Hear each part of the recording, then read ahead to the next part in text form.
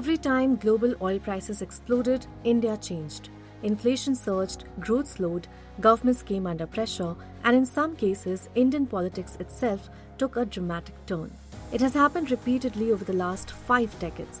And now, as tensions rise again in West Asia, India is being reminded of one uncomfortable truth. Despite decades of economic growth, the country still runs overwhelmingly on imported energy. This is a story of how oil shocks shaped modern India and why renewable energy is increasingly becoming an economic necessity, not just a climate goal. It began in 1973. The Arab-Israeli war triggered a global oil embargo by OPEC. Crude prices jumped fourfold from around $3 to $12 per barrel. India was already struggling with food shortages, unemployment, and weak growth. The oil shock pushed inflation close to 30%. Daily life became more expensive, public anger rose, protests spread across the country. 2 years later, Indira Gandhi declared the emergency. The oil crisis did not directly cause India's political turmoil, but it intensified the economic stress surrounding it.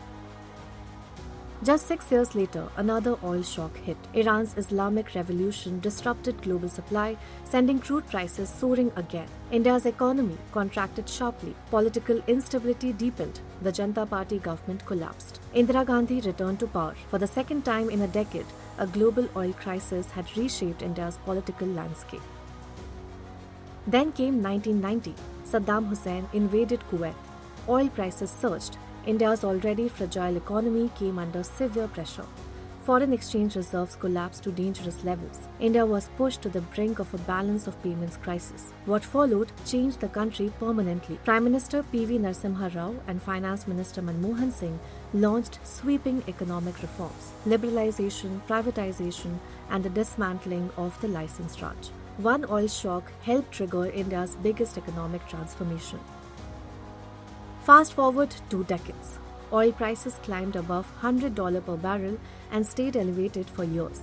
India's current account deficit widened sharply. The rupee weakened.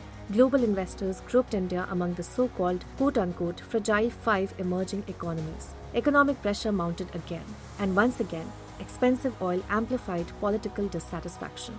Then came 2014. Narendra Modi took office just as oil prices collapsed globally. For a while, cheaper crude gave India breathing space, but the underlying vulnerability never disappeared. In fact, India's dependence has only grown.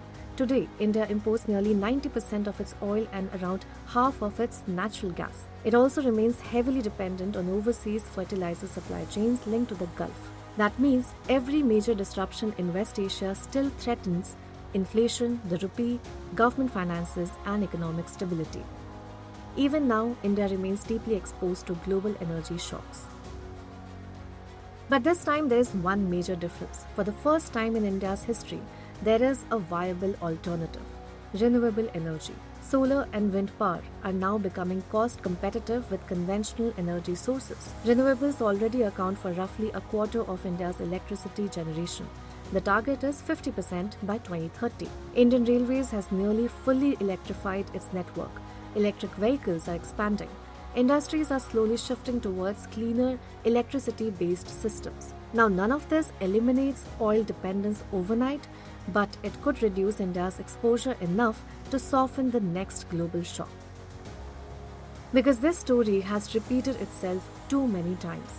Every major oil crisis has exposed the same weakness in the Indian economy, and each time the consequences have spread far beyond fuel prices into inflation, politics, growth, and national stability itself. That is why India's renewable push is no longer just about climate commitments.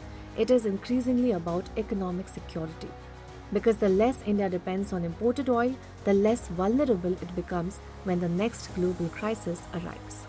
Follow Business Standard for more stories.